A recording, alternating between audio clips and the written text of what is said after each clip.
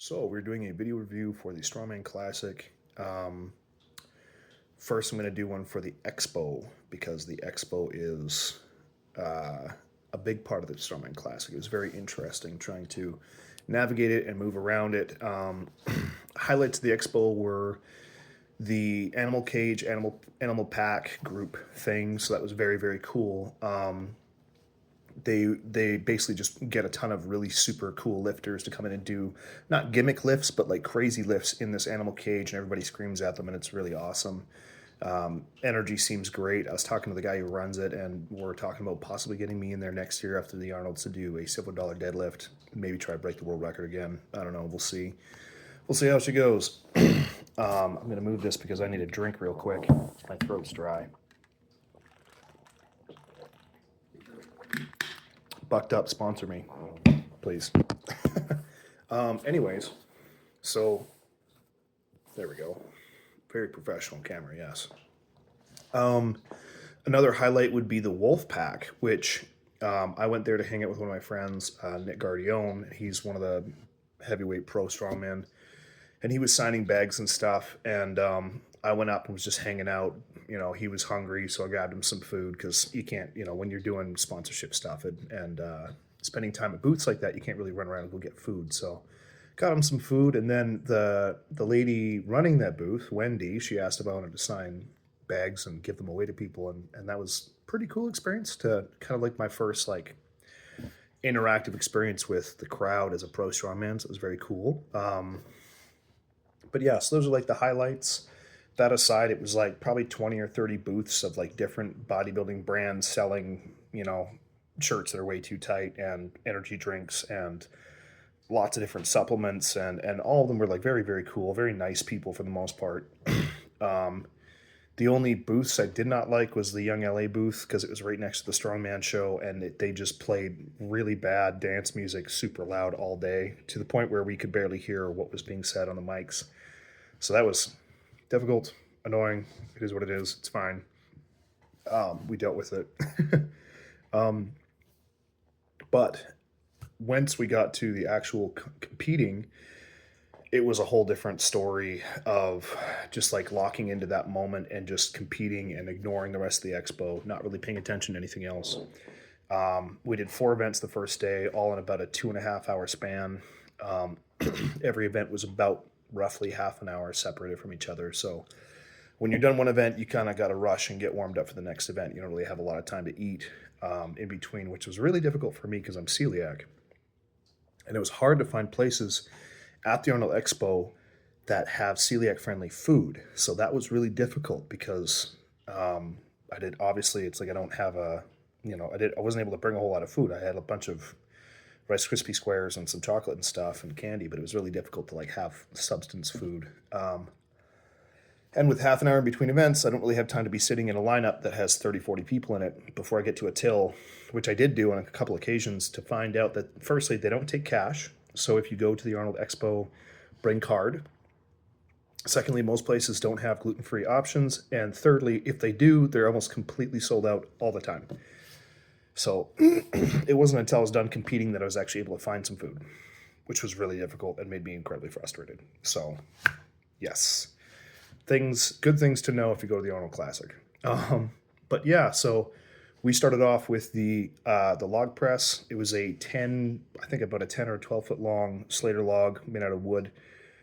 Something in my brain didn't quite go right, and I trained with a steel log the whole prep. I had a wooden log there. Didn't even clue in. I read rogue log, so I was like, oh, we're gonna have a steel rogue log, easy peasy. Very wrong, stupid, major mistake. It is what it is. So screwed that up. Really had a good time with it. I thought it was just me, but it looked like most of the guys were having difficulty with the balance. So I only ended up pressing my opener. Yeah, I cleaned it 4 times, only pressed it. Well, I pressed it several times, but only actually held it locked out and stable once, which was very frustrating because, you did all that work for nothing. Not for nothing, but just for one good attempt. But anyways, it is what it is.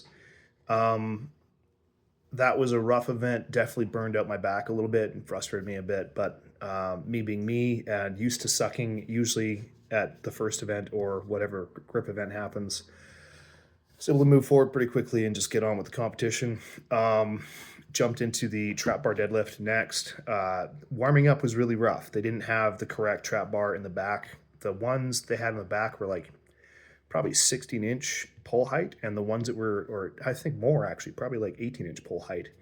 Whereas the trap bar that we were competing with, I believe, was 12-inch pull height, which is, and it's on a kabuki bar, so it's no give, extremely stiff bar, really, really hard to pull on. So that was a challenge. It was a definite challenge. It was way harder to pull on that bar than expected. Warm ups were super subpar. Um, we kind of did the best we could, but when we have that many competitors stacked into the back room and you only have two bars to deadlift on and they're both not really well set up for it, it was a rough it was a rough event. So I went out, pulled 3 reps, which was good enough for sixth place, which in a lineup of, the best guys in the world, that's fantastic. One of the highlights was beating Andrew Haynes, who's a 3 or 4 time world champion. uh, he went to go pull on the heavy bar, had to go back to the light bar. He's obviously a super strong guy. I think he still plays second or third overall, but it was pretty cool to beat a world champion in an event at the Arnold. So that was kind of nice. But yeah, I pulled 3 reps. I think, yeah, I placed sixth in that event. I believe I was 11th in the log. So 11th, 6th, and then the next event was the yoke. So they rushed us out pretty quick for the yoke. They only had one warm-up yoke, and it was like wedged in between some pallets for some stupid reason. So we didn't get to walk at all with it. Basically, it was just we'd stand up, kind of take some mock march steps, and then put it down, load it up, do the same thing. So we were all kind of warming up with that. It was not ideal at all. Yeah, I had some good advice from Jesse Campbell. Shout out to Jesse Campbell. Thank you for giving me advice and telling me that the warm-ups are most likely going to be crap at the Arnolds, because they were. They do not have enough equipment in the back room for that number of competitors warming up for a show. Still went out and had a great showing, despite my back being completely destroyed from the log and the deadlift. 750-pound yoke run for 120 feet. I made it 111 feet, 9 feet shy of the finish line. My body was in so much pain and my legs had completely stopped working. I would like stand up and then I'd go to take a step and it just wouldn't happen. Like my legs just wouldn't move. And it was like incredibly frustrating. Very, very frustrating to be that close to the line and not be able to finish. So still a good showing in that. I believe I was 11th or 8th. One of the two final events is 11th and 8th, so probably 11th in that one.